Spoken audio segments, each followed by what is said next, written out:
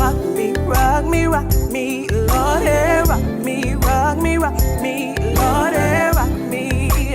Oh, rock me, rock me, rock me, Lord, rock. All right, so this is take number like 52,000, right?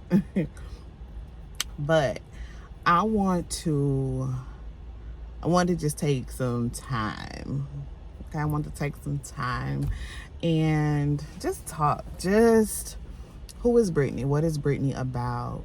You know what I'm saying? And so I'm not a small talk kind of girl. I don't do small talk. When you talk to me, I want to know what's up. I want to know.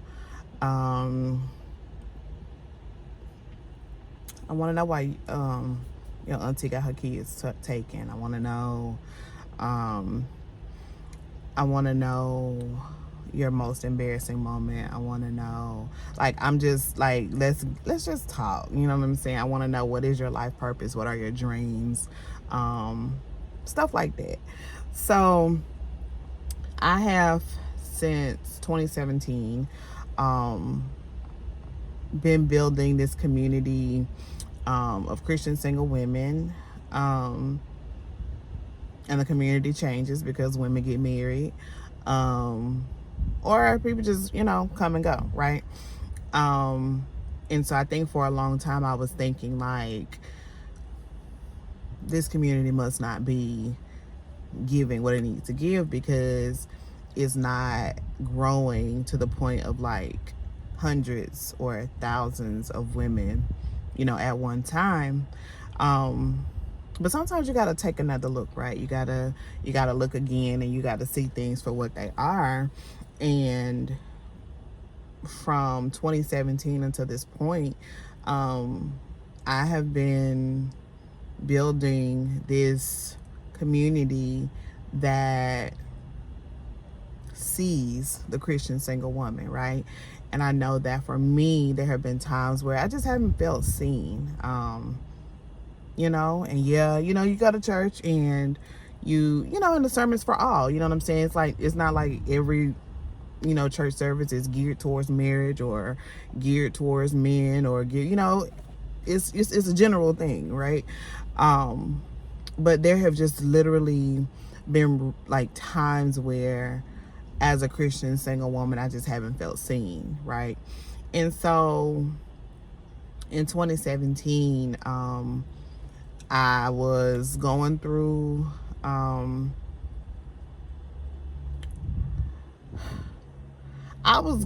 something, okay, and relationally, and I'll circle back to it, but I was going through something, and I went to the Lord. I cried out, because let me tell you something. If you want to see somebody who is sold out for the Lord, you want to see somebody who is committed to prayer, you find that person who just got their heart broke. Oh, they gonna lock in with Jesus, okay?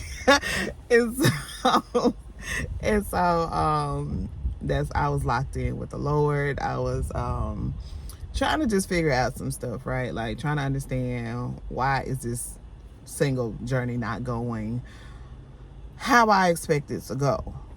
And he answered me and was just like, stop it. Like, it was very much, Brittney, hold up, be quiet, hush, please. Because you can't keep expecting for the love of your life to be in your life and do everything you want him to do. And I'm God, and I keep telling you to do something and you ain't doing it. And I was like, what you talking about? And eventually it just kind of led to a series of instructions that ultimately became ITMT. ITMT is in the meantime, right? What are you doing in the meantime? And so for Christian singles, specifically Christian single women, those who want to get married, because every single don't want to get married. Everybody ain't got that desire. I have the desire. I do not have the gift of singleness. There's a grace on my life, to do what I'm supposed to do concerning singleness, but I don't have the gift of singleness. And so if you don't have the gift, then you need to be praying for marriage, right? So a lot of what the Lord gives me is geared toward that community, right? Not those who's just like, I don't need a man. I ain't talking to you. This ain't for you. Exit the video. You know what I'm saying? But yeah, so yeah, we're gonna do story time. And so get your go ahead and share the link to your single home girls. Yeah, share the link, get you a little bite to eat, because I'm gonna talk, right? So this is not a short video, because remember, I don't do small talk, I do talk. So this is January 20th 2025. All right, so I'm going to take y'all all the way back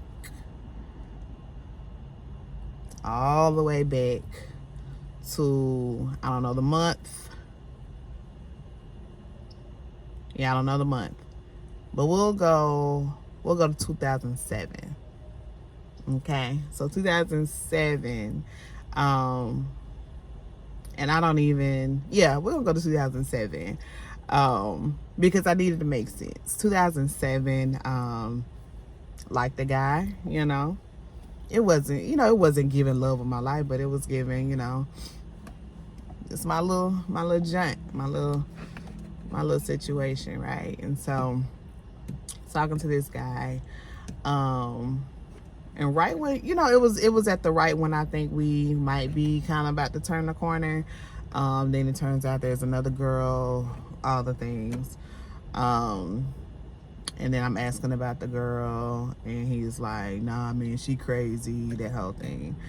So she was crazy until she wasn't. She was crazy until they got engaged. So stuff like that. He was, yeah, so just a, pretty typical, thing. She was crazy till she wasn't. But the thing I noticed was that I was his person before he got engaged, right? And they married, or they got married. I don't know if they're still married. I don't keep up with them. It's been so many years ago now. But it was me, then he got married. So there's that. 2008. 2008, I don't even really remember what was going on at that particular time, but yeah, we can probably run it up. Yeah, let's just run it up. So I'll say 2011. Yeah, let's jump to 2011. 2011, there's this guy, he and I, we were friends in high school. Yeah, pretty, I guess, close for what close could be back then. And met him, or like met back up with him. It's kind of like a years past kind of thing, because I graduated in 2006. He graduated in 2005, I believe. So you had that little reconnection thing, but of course a lot of life had been passed, and so so at any rate, we got to know each other again. It was pretty cool. But he wanted to, at the time where he wanted to be like, let's get together. I felt it was a little inappropriate to jump into a relationship so quickly after some other stuff that he had going on. And so also, while I'm telling stories, I do not be calling me a name, because number one, just because I'm in a place in my life where I want to, use my past for God's glory, don't mean that everybody is, so you ain't got to be putting out everybody's business. But then too, yeah, just don't do that. Okay, so just wanted to let y'all know we're going to be using pronouns, he, him. All right. But yeah, so what I noticed with him, and that was a whole journey of a journey, which could be a whole series of conversation on its own.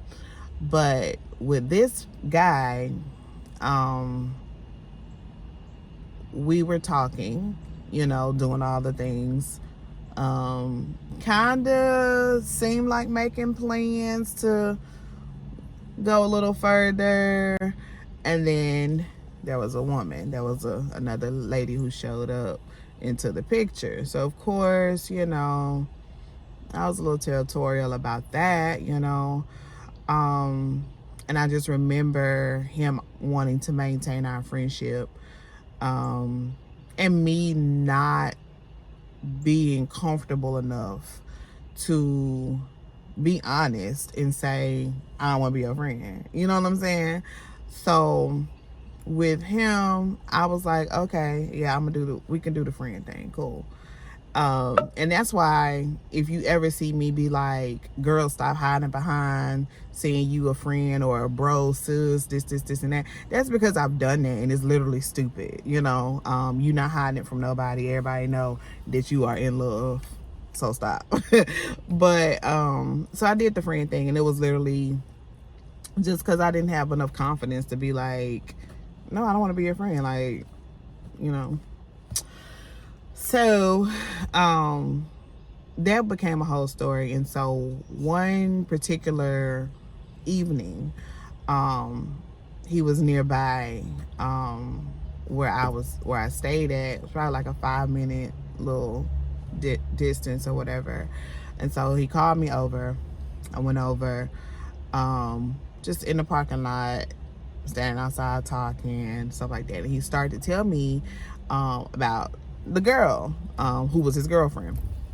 So he's talking and confiding in me, telling me how, he was just kind of thinking that it wouldn't work out due to some stuff they had going on. And so I was like, okay, cool. It ain't gonna work. You know what I'm saying? So I'm like, cool. You know what I'm saying? It ain't gonna work. Like, he know that I'm not serious about really being his friend. Like, so he's telling me to tell me. You know what I'm saying? And so that was kind of what it was. And so I just remember getting all the details that night, and just feeling optimistic, because it was like, this mine's right here. And so what I did, once we were leaving the house, or I was leaving to go back home, and I was very, very, very, very excited that I had. Trying to record my videos and she's staring. But I was very excited that, it seemed like my time was coming, right? And what happened, let me be quiet while to just let it pull off. And I shouldn't have had the windows down, but it's a nice little breeze. But when I was leaving the house, headed back to my house, and I started audibly hearing the description of a person, right? It was like, he's gonna be very trusting. You're gonna love that about him, and you're gonna also hate that about him. It's gonna be important that you have the gift of discerning of spirits. He is going to be a great man. He will have a great ministry. He won't have a lot of time to feed your insecurities. You have to be confident with this man.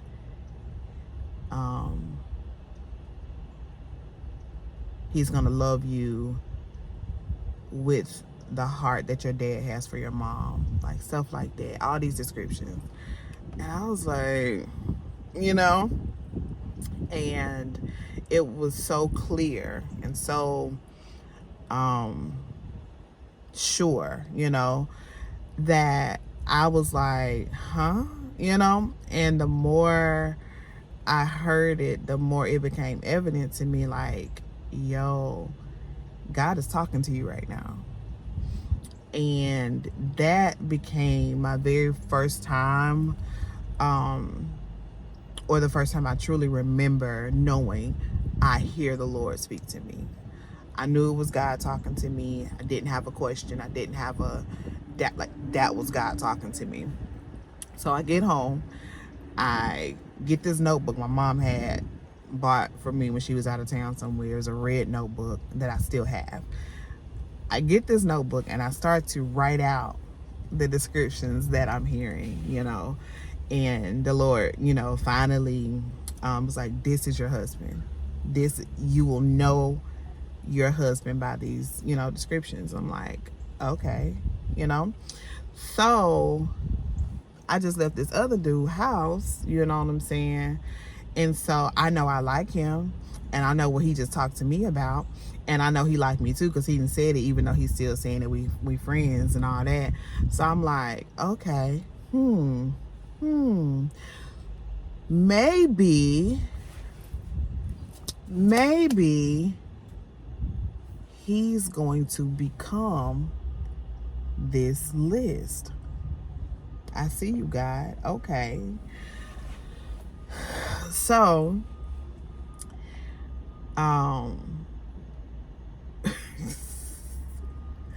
so I began to, pray. Say, Lord God, yes, I'm going to pray, And so I began to really pray that this man would become those descriptors, right? And eventually, the more I prayed, the more opposition I had when it came to this man. And the more opposition I got, the more I believed that the enemy was just fighting what the Lord had said to me. So, I'm just in warfare. I wasn't speaking in tongues at that time, but I was just in warfare, right? Self-inflicted warfare, cause girl. But I believed God, but anyway, hold on. So all that's going on, it was so much drama. And the girl that he had told me about, he continued to tell me stuff about them. And then at the same time, he knew that we weren't just friends. Because we wasn't just friends. So, it was kind of just messy. Very, very, very messy. And eventually, he proposed to the girl, right? He proposed to the girl. He invited me to the wedding. At the point where he invited me to the wedding, that was like, for whatever reason, that was my final straw. And so, that ended, obviously. They got married. I think they're still married, maybe. I don't keep up with them either. But, I think, yeah. So, if you notice, here you go. There's a man again dealing with me. But then, after dealing with me, gets with his wife. So remember back in 2007, 8, same thing happened. So now this has happened again, right? And in the worst way. This was a loud, worst way. So now I'm about 23 or so. At the time, my sister, she got married when she was 21. My cousins were married. They had married young. So now I'm starting to be like, all right, now, what's wrong with me? I'm starting to feel defected, right? I'm starting to feel very much unloved, very much not chosen. You know what I'm saying? You know, just really now I'm starting to look at myself like, girl, you know what I'm saying? Yeah. So that's when my perspective of myself just really was at an all-time low. I wanted to die. Like for real, like, hey God, just because apparently I thought I heard you. Like my Christianity was in jeopardy. My ego, my heart was broken. I was embarrassed, and in every sense of the word friend that this person was to me, they no longer was that. The people that drugged me because of this and friend didn't stand up for me. I felt betrayal. It was just a hot mess, you know what I'm saying? And so I was just like, so God, what if you would just let me die? Because ain't nobody checking for me. Ain't nobody. Now, in hindsight, it's like, Brittney, like, all of that. No, but that's what it was. That's how I felt. Nobody checking for me. Nobody checking for me. And that just mattered. That was that big. Like, that mattered enough to me to want to die because nobody was checking for me. And so, he didn't let me die. What he did was I stopped going to sleep because I specifically wanted to die in my sleep. I was like, yeah. I was like, because I can't do this myself, right? I can't do this to myself. I was like, that'll bring on way too much, you know. My logic was everywhere, but I was like, I can't do this to myself, but God, if you can do this for me while I'm asleep, boom, you know what I'm saying? And the Lord wouldn't let me sleep probably for months. And so at that time, he had me start writing. And so I wrote 2 books. I wrote 2 books, yeah. And I hadn't published them, but they were written. Yeah, I wrote 2 books. Bridget's Redemption, it was a fiction book. And then I wrote Dear Brittney, which Dear Brittney is just me getting it all out.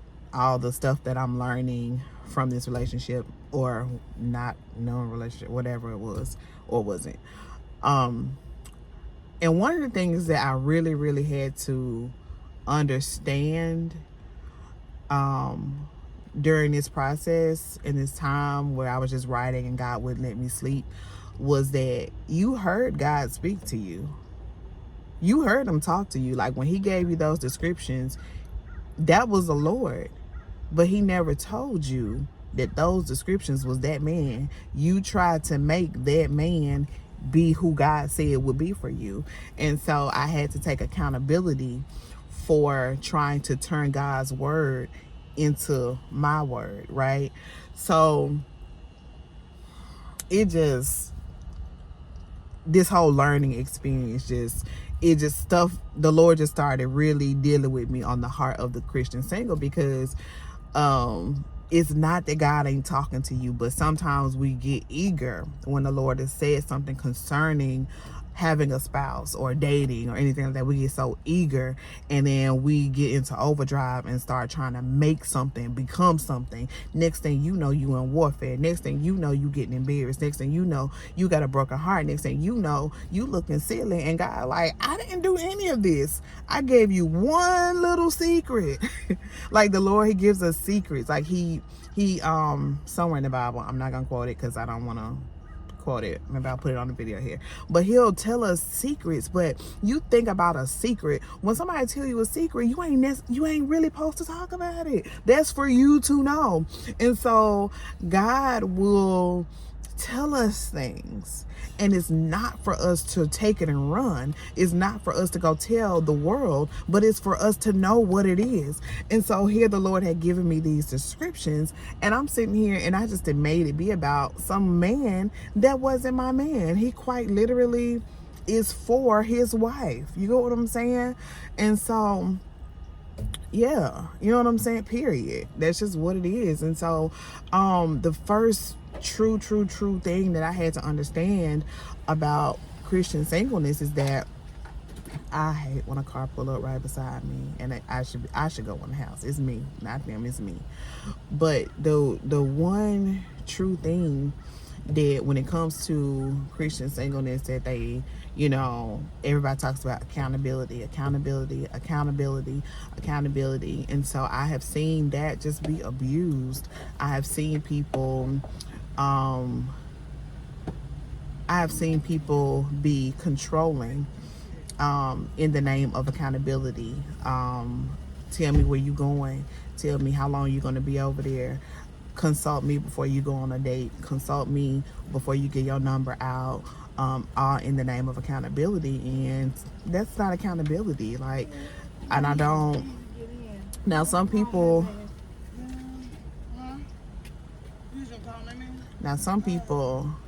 might need. Now I know they don't know I'm recording, but girl, don't get out the car talking, dang. But some people need that kind of accountability, right? But I have literally seen where there are some leaders who this is the standard. If you are a single person, it's almost like you're a child just because you're single. And I ain't never been able to get with it. I ain't gonna be, because accountability comes so many different levels. Let's be accountable as to why you really broke up with that guy. Let's be accountable as, like stuff like that. So I don't want to jump too far because I gotta get back to my story. But the thing about it is that I had to be accountable to the fact that God didn't break my heart with this dude. He didn't break. God didn't. That wasn't God like saying, "Oh, Brittney, no, you're not chosen. Brittney, I hate you. Brittney, that." Like, that was literally like, I didn't tell you that man was your husband. So after him, I started to date another guy. This has got to be like 2012. Yeah, 2012. So things were actually still kind of spiraling from the residue of the other guy, but somewhere down in there I met another guy, and probably, yeah. So I met another guy, and he was cool.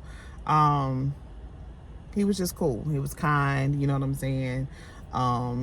He didn't really pose too many issues or nothing like that. He did,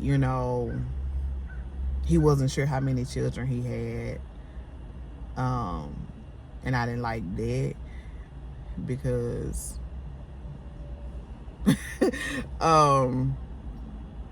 yeah, like I'm a pretty straightforward girl. Like, you can tell me pretty much anything. And as long as it's the truth, then I'm with it. I'm not that girl that's just like, you can't have this.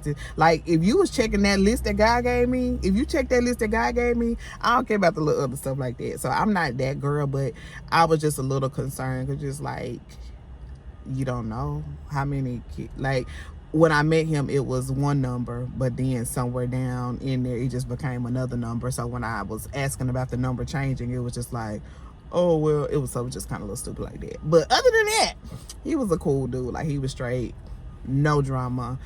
We didn't do nothing but laugh, chill, stuff like that. So it was, it was pretty cool. Breakup wasn't bad. It wasn't nothing like that. It was just cool, just a cool dude. And I think that I needed that after all the drama that I had been through prior. So yeah, just kind of a guy. But he did bring up marriage to me. He would talk about marriage, and I couldn't connect with it, because that's what that is. I couldn't connect with it because he was none of the descriptions that God had given me back in 2011, right? And I didn't want to make the mistake again of trying to make somebody become those, or that description that the Lord gave me. So he was cool, but I just always knew he wasn't the guy that God had described to me. So when it ended, it just ended. I didn't cry. I didn't, it was just like, oh, okay, cool. But somewhere in there, I met another guy. I was meeting a lot of people during this time. But also, this is the course of several years. So we're in May. We're in May of 2013 now, where, yeah, I'm trying to see. I don't want to backstory y'all to death, but I feel like there are a couple other things I probably should have said. But we're in May of 2013. May 2013. And somehow I end up on the phone with another guy. And probably from Hello.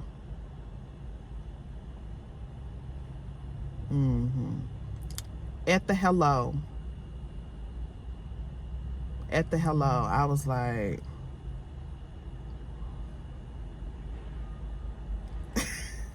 that's how I felt after saying hello. To this day, it's still very eerie. Because that hello was just like the very first conversation, probably honestly within about 10 minutes, it was just like, I like him, but it was, when at this point, all I know is I got this list right here. My grandmother had recently passed away. And so whenever I would meet somebody new, I would run that person by her and be like, what you think? And she would always be like, okay, but it'll always kind of be like, but okay, And so I'd be like, Grandma, how am I gonna know? Tell me something. And she'd be like, you gonna know, right? You gonna know. That's all she had. You gonna know. And so I used to want her to tell me more, but she was like, you gonna know. So 2013, end up on the phone with this guy, and I'm actually still dating the cool dude. I was still dating him. And I end up on the phone with another guy. And when I meet that guy, we're on the phone about something, not like, it wasn't even nothing like nobody trying to holler or nothing like that. But I end up on the phone with, all right, so meet this guy,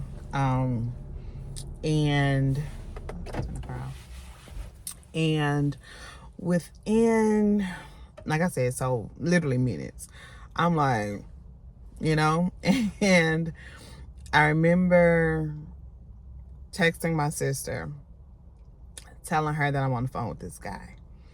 And she's like, what are y'all talking about? And I was like, I don't know. We're just talking. We're just talking. And my other sister, she was like, well, what about, the other guy? And I was like, bro, I don't know what about him. It was just like, I don't know. But anyway, I knew instantly that I had met that description. Run home, get to that red notebook. And from one conversation with him, and I believe that first conversation we had it was a couple hours. I was at work, wasn't doing nothing at work. We talked for about a couple hours. And it was just like, and it was calm. It was settling. It didn't feel chaotic.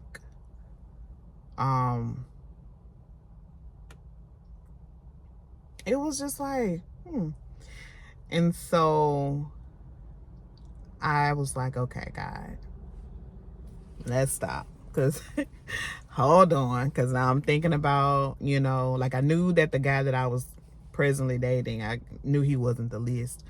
And so I first started praying. I was like, God, I don't know if this new person I just met is the one, but I do know that he just made me see that the one I'm with ain't the one. So I was like, God, you're gonna have to handle that because I don't really know how to break a heart. And he handled it. Probably like a month later, it was just an easy split. So no tears, no argue, no drama, no nothing. It was just like, all right, cool. But I knew the debauchery I had made of the other guy thinking he was the list. And so I was like, okay. And I remember new guy, met the new guy face to face. And it was just clear. Like, nah, this is the list, Brittney. This is him, period. And then he ghosted me.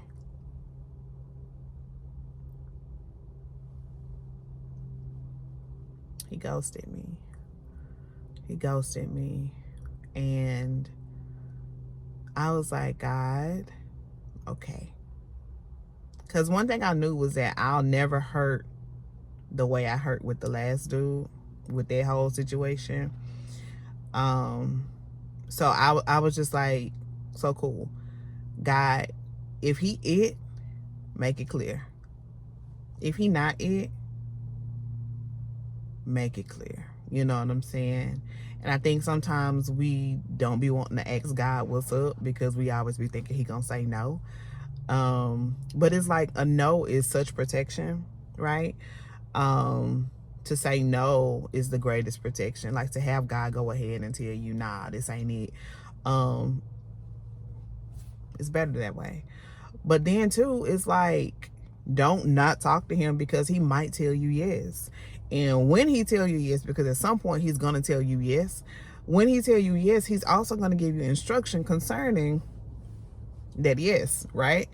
And all I knew was that I didn't want to be like I was before, So I went on a fast. It was a 21-day fast. It's called the transitional fast. I named it because I felt like I was in transition.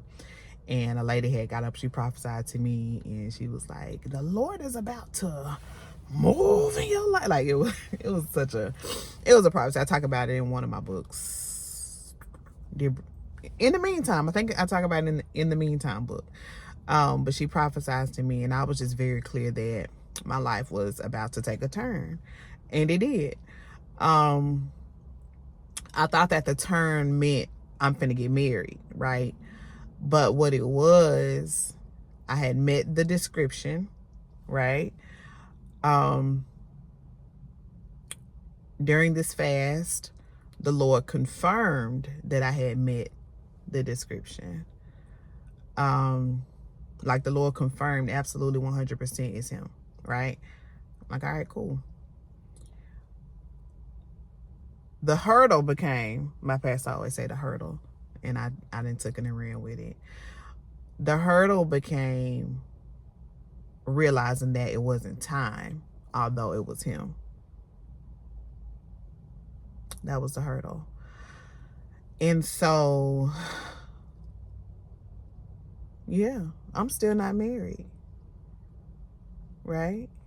And the Lord has had to do quite a bit of work on me about that, right? Because, it's been well, maybe it's not him. So maybe we should move on. Maybe you should go ahead, Sarah, and get you an Ishmael. You know what I'm saying? Because sometimes Ishmael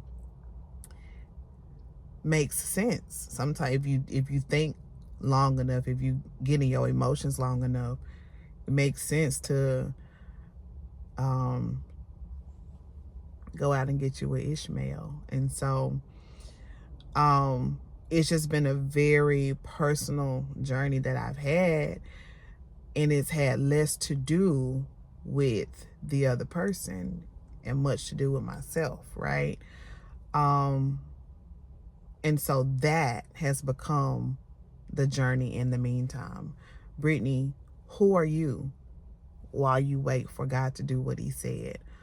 What are you building? Who are you becoming as you wait for God to do what he said?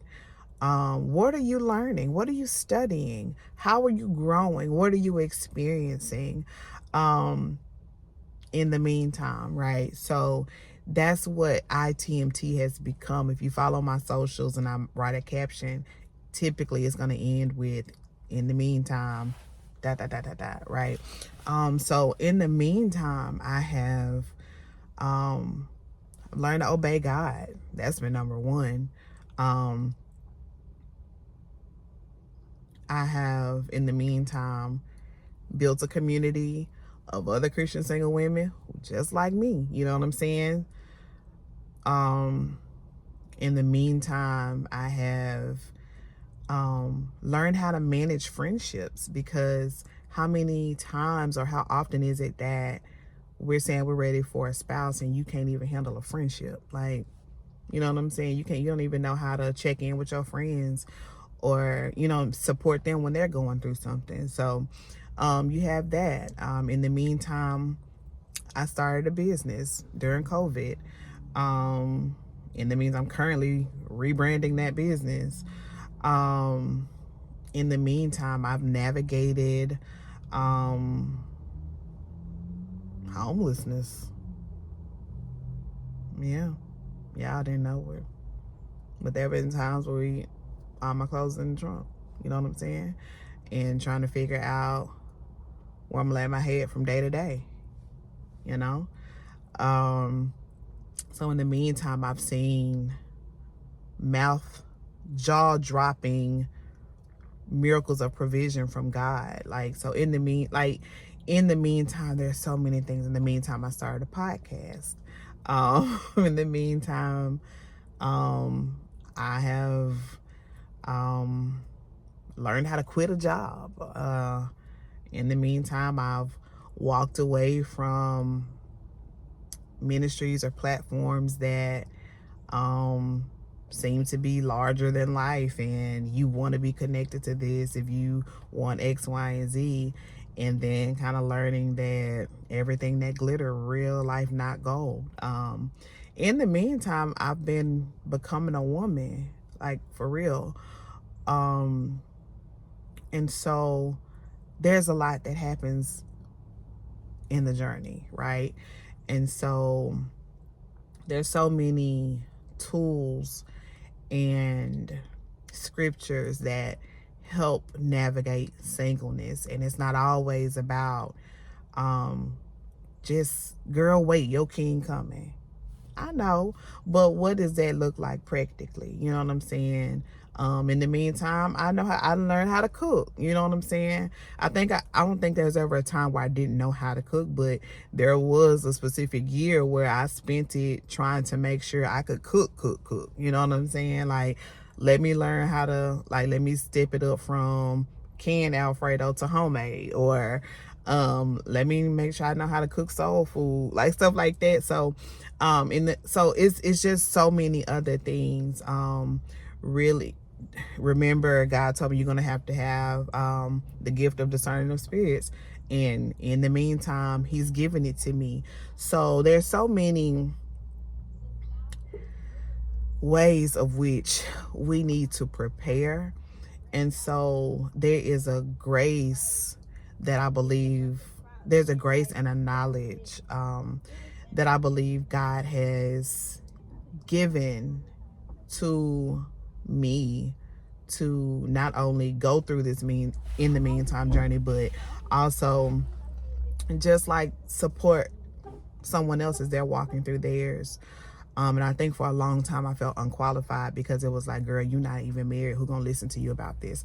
But it's like, you're not talking to a marriage ministry. You're talking to girls single just like you, and you understand it, Brittney, and you get it. And so I think that's the point I'm at, of like, okay, just talk about it, you know, just talk what you know, right? You have the experience. This is what I, say to myself, Brittney, you have the experience. And so, yeah. And so it's been a lot. One thing I do know is that relationships are serious, right? It's hard work. It really is. And you do have to learn how to forgive in singleness, because where we gonna get married and then all of a sudden learn stuff like forgiveness, stuff like patience, you know what I'm saying, I'm gonna wait till I get married to start working on self-control, start working on my tone, start working stuff like that. So it's a journey, and sometimes we won't get it right. Sometimes we won't get it right.